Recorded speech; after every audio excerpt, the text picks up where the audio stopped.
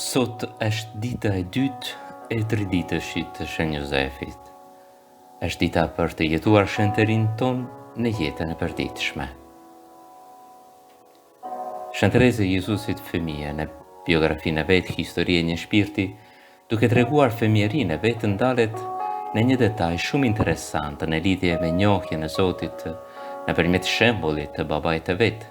Shkruan ajo duke treguar rastet kur merrte pjesë në meshën e shenjtë të së dielës bashkë me familjen e vet.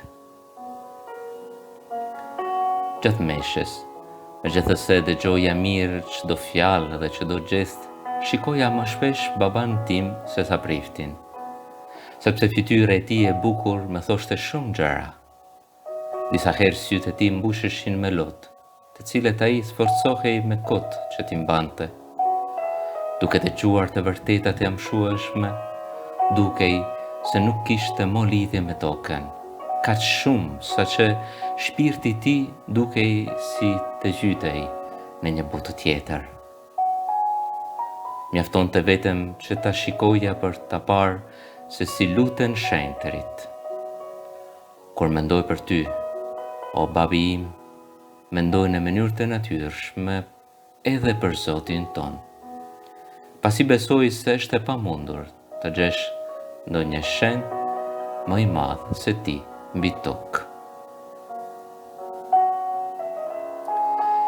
Imazhi që Shën Terezina kishte për Zotin të mëshirshëm, të butë, të mirë, i cili gjithmonë jep më bujari dhe falas, sigurisht në fillim, ishte e mbështetur edhe në ato që ajo shikonte dhe merrte prej babait të saj në tokë.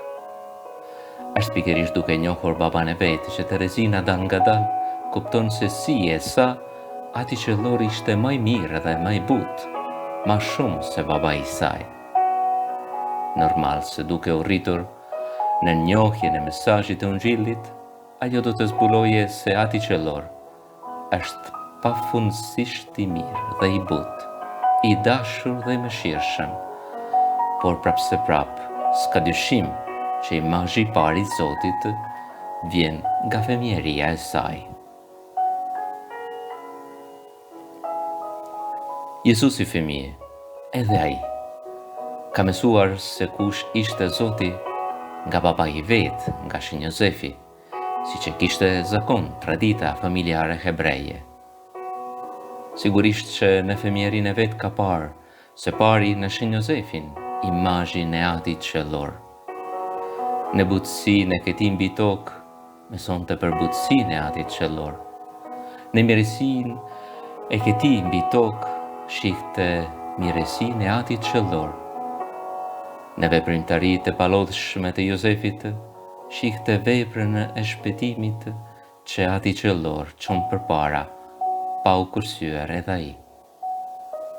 Kush e di se me cilën afërsi dhe dashuri Shën Jozefi e ulte afër vetes ato fëmijët e tij, birin e Zotit, gjatë mbramjeve familjare dhe ja mësonte uratat e izraelitëve.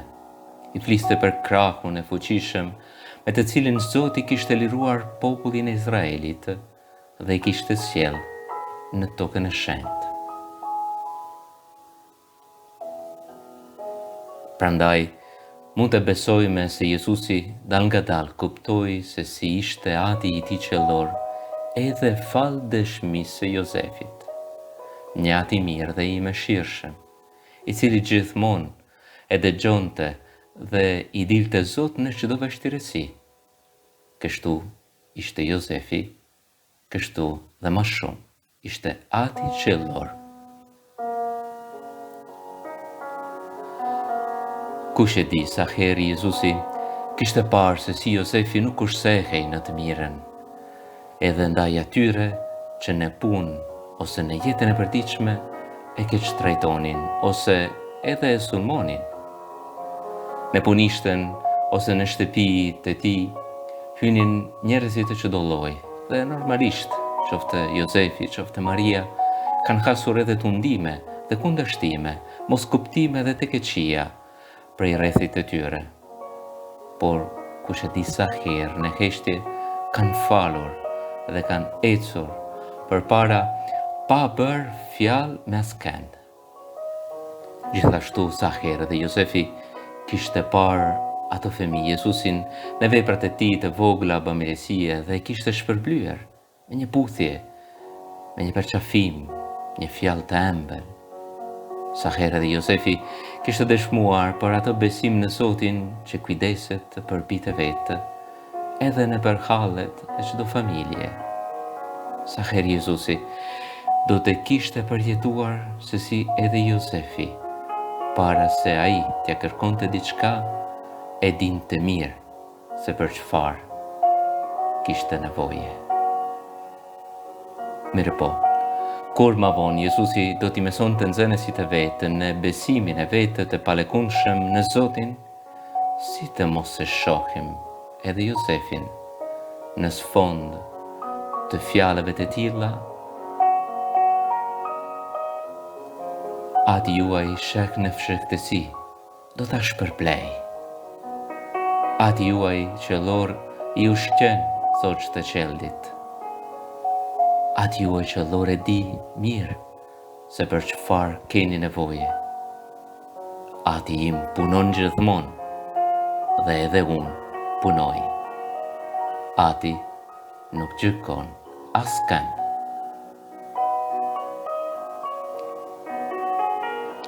Gjithashtu, Shën Josefi, Zoti shpije i familjes së shenjtë, punëtori i thjeshtë që me djersën e vetë fitonte bukën e përditshme për familjen e vetë, na kujton se të gjithë jemi të thirrur për shenjtërinë e jetës sonë të përditshme, si baballar, si punëtor, si njerëz që kanë kujdes për familjen e vetë, për shoqërinë dhe për botën mbar.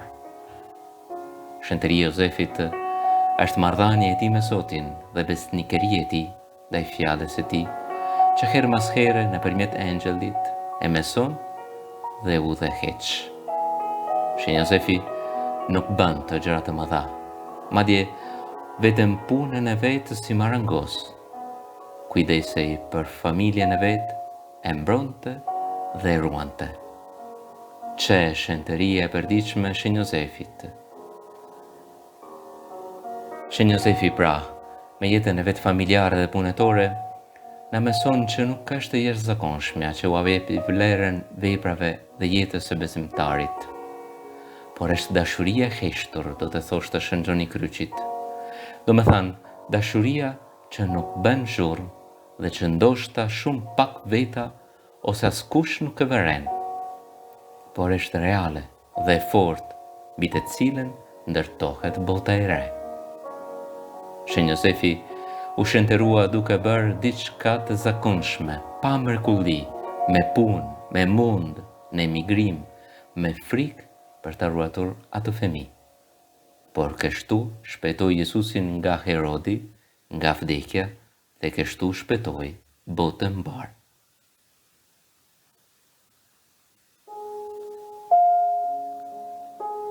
O hyj, ti në provanin tënde të mrekullueshme, e zgjodhe Shën Josefin për fatin të jetë shenjtë në nënës së birit tanë. Bej që sikur se ndërojme këtu mbi tokë si pajtor, të meritojme ta kemi ndërmjetës në qiell, në për Krishtin Zotin ton. Amen. Shën Josefi lutu për ne.